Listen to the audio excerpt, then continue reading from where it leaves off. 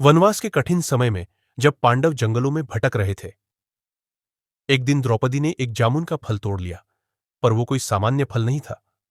श्री कृष्ण वहां प्रकट हुए और बोले, द्रौपदी, तुमने जो फल तोड़ा है वो एक महान ऋषि का 13 वर्षों का व्रत तोड़ने के बाद पहली बार खाने का फल था। अगर वो आर्षि आए और उन्हें पता चला कि ये फल कोई और खा चुका है, तो वो भयंकर श्राप दे सकते हैं, पांडवों को भी और तुम्हें भी। यह सुनकर सभी पांडव घबरा गए। सबने श्रीकृष्ण से उपाय मांगा। श्रीकृष्ण मुस्कुराए और बोले, अगर तुम सब अपने सबसे बड़े, सबसे गहरे और सबसे छुपे हुए रहस्य इस पेड़ के नीचे आकर बोलोगे, तो यह फल धीरे धीरे ऊपर उठेगा और तभी इस संकट से मुक्ति मिलेगी।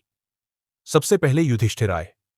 उन्होंने कहा, जो कुछ भी हमारे जीवन में हो रहा है उसका जिम्मेदार कोई और नहीं बल्कि द्रौपदी है। इतना कहते ही फल 2 फीट ऊपर चला गया। फिर भीम आए। वो बोले, मैं धृतराष्ट्र के सारे पुत्रों को मार डालूंगा, एक भी नहीं बचेगा। फल और ऊपर चला गया। फिर अर्जुन आए। उन्होंने कहा, जब तक मैं कर्ण का वध नहीं कर देता मेरा जीवन अधूरा है। फल और ऊपर उठा। नकुल और सहदेव भी आए। उन्होंने भी अपने अपने दिल के बोझ को हल्का किया और फल धीरे धीरे ऊपर उठता गया। अब बारी थी द्रौपदी की। द्रौपदी ने कहा, जो कुछ भी मेरे पतियों के साथ हो रहा है उसका कारण मैं हूं।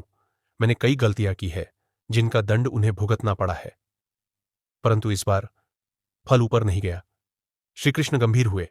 उन्होंने द्रौपदी की ओर देखा और बोले, द्रौपदी, तुम कुछ छुपा रही हो। वो बात कहो जो सचमुच तुम्हारे हृदय में सबसे गहराई में छिपी है। अब द्रौपदी की आंखों में आंसू थे। वो बोली, हां, मैं एक ऐसा रहस्य छुपा रही हूं जिसे आज तक किसी से नहीं कहा।